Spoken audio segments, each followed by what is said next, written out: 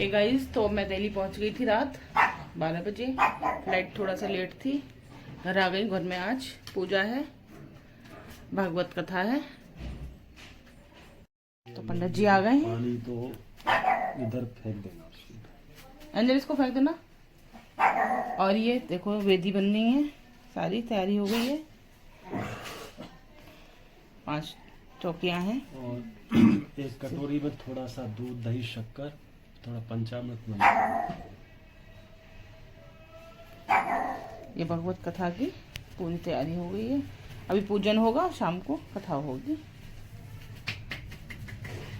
एक कपड़ा झंडी आ गई है।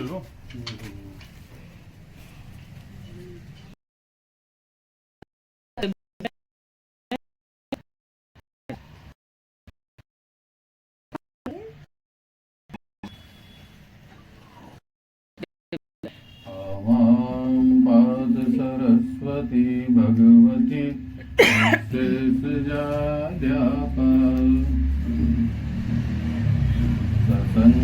सशङ्खचक्रं सकरीटकुण्डलं सपीतवस्त्रं सरसीरुहेक्षणम्।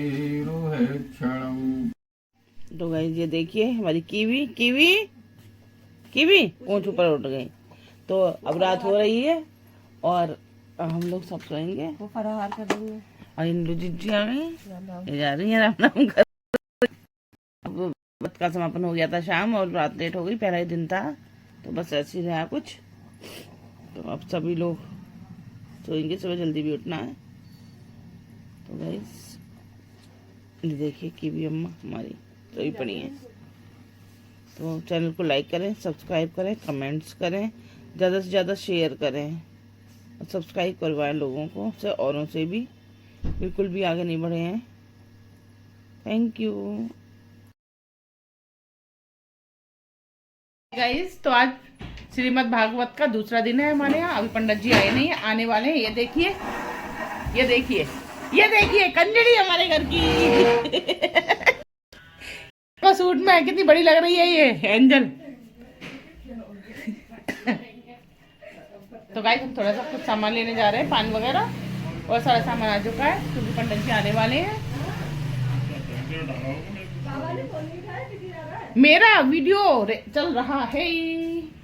ये देखा गाइस, ये छुटकी सी एंजल कितनी बड़ी हो गई, हमसे भी लंबी हो गई। असली बात भी हो गाइस, पंडित जी आ चुके हैं। अब श्री भागवत की पूजा होगी, श्रीमद् भागवत जी की। चौकियां सजी हुई हैं कल की तरह। 5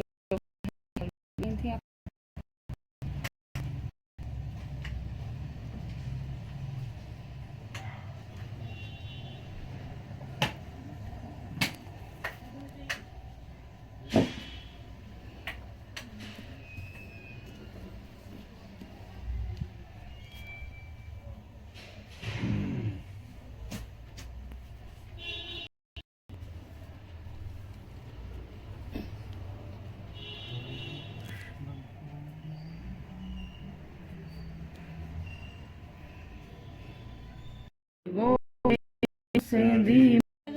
ओम अस्त्राय खड्ग ओम पनन्तमादेविनाः पनन्तमनसादियाः पनन्तविषा पुनः माम्मः ओम अपवित्रः पवित्रो वा सर्वावस्थां सवां पनन्तमादेविनाः पनन्तमनसादियाः पनन्त पुनः माम्मः ओम अपवित्रः पवित्रो ओम पनन्तमादेविनाः पनन्तमनसादियाः पनन्त पुनः माम्मः ओम अपवित्रः पवित्रो सर्वावस्थां सवायाभ्यन्तरस्तुतिः। हस्तो प्रक्षाल्य गोविंदाय नमो नमः। हस्तो प्रक्षाल्य गोविंद। छोटा सा फल ऋतुफलम समर्पयामि ऋतुफलनान्ते शुद्धदक्षिणानं समर्पयामि। यज्ञोपवीतं परमं पवित्रं प्रजापतया सहजं पुरस्तात् आयुष्यमग्रं प्रदमिज। एक यज्ञोपवीत, इसके बाद सुगंधित ओम त्र्यंबकं ददामि सुगंधिं पुष्पद्रह्म उर्वारुकं मृत्युं त्रिशाम्ब सदा शिवाय नमः। सुगन्धितं समर्पयामि।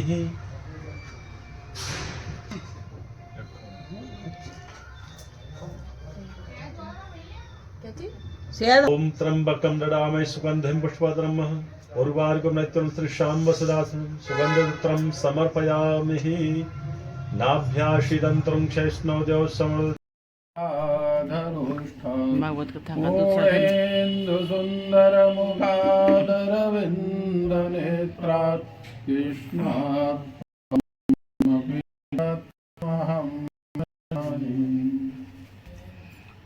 यम प्रवजन्तुमनुपेतुम शक्तियों को धारण करके सत्व रज और तम संसार की रचना स्थिति और संहार के हेतु हैं। प्रभु प्रेमी आत्माओं, आइए मन को एकाग्र करके कुछ समय के लिए ईश्वर की वाणी श्रवण करें।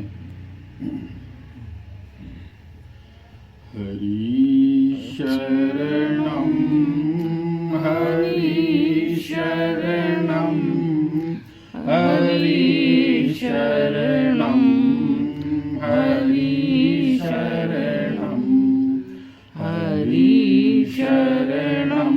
वाणी को श्रवण करने के लिए दूर दूर से ऋषिगण पधारे।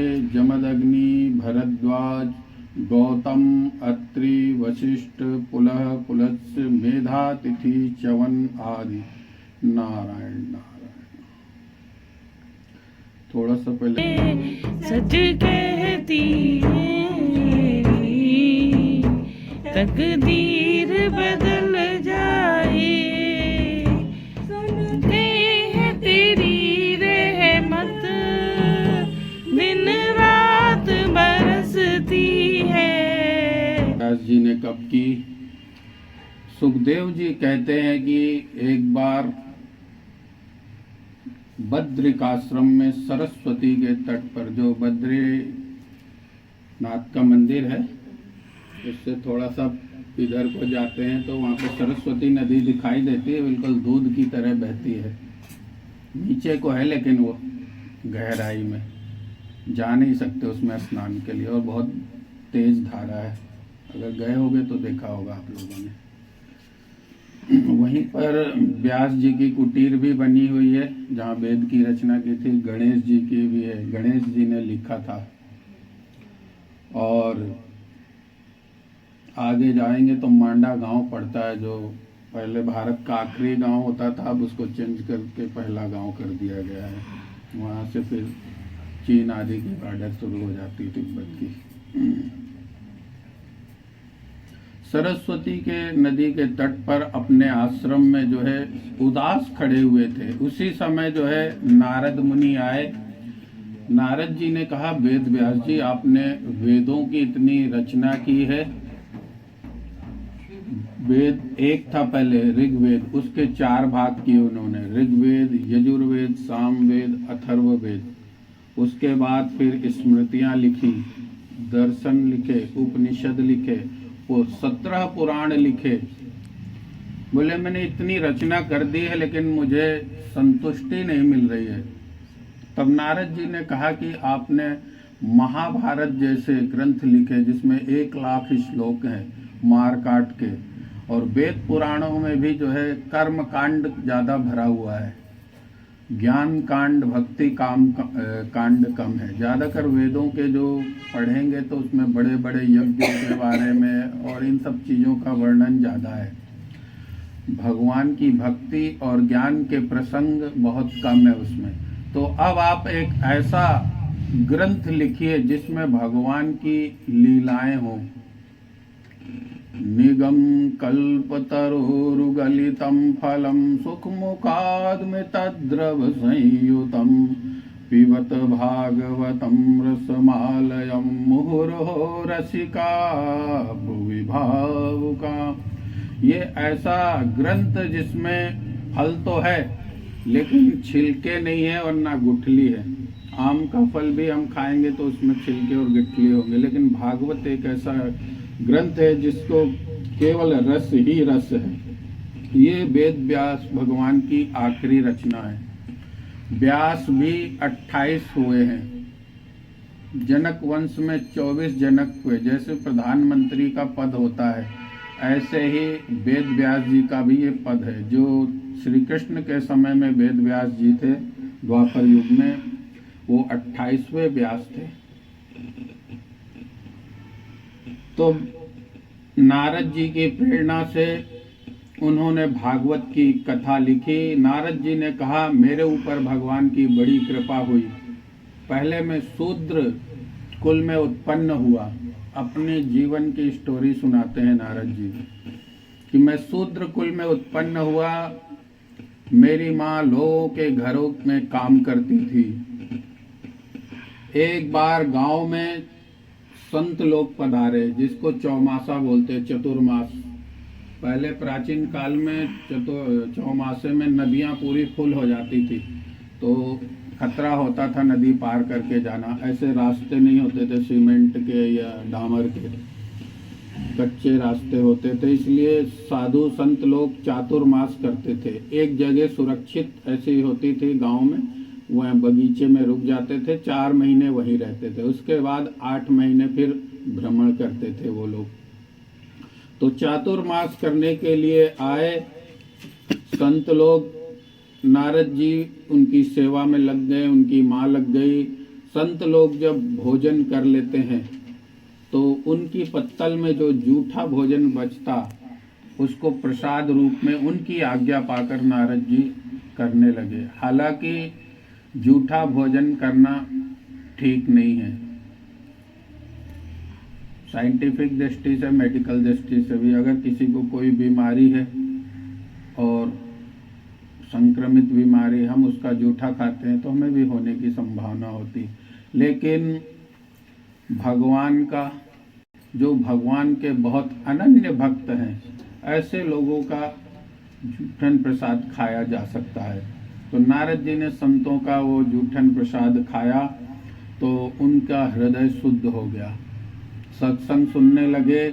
जब चातुर्मास समाप्त हुआ तो संत लोग जाने लगे।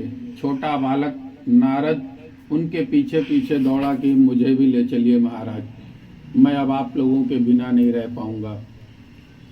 संतों ने कहा, तुम अपनी माँ के एक ही पुत्र हो, और अगर हम तुमको लेके चले तो लोग कहेंगे ये देखो बाबा जी को, एक बेचारी का लड़का था उसको भी ले गए, और हमारे बारे में लोग अब कीर्ति फैलाएंगे। इसलिए जब तक तुम्हारी माँ जीवित है उसकी सेवा करो। जिस दिन तुम्हारी माँ का शरीर छूट जाए उस दिन जो है हमारे पास चले आना। और एक मंत्र बता दिया, तब तक इस मंत्र का जाप करो।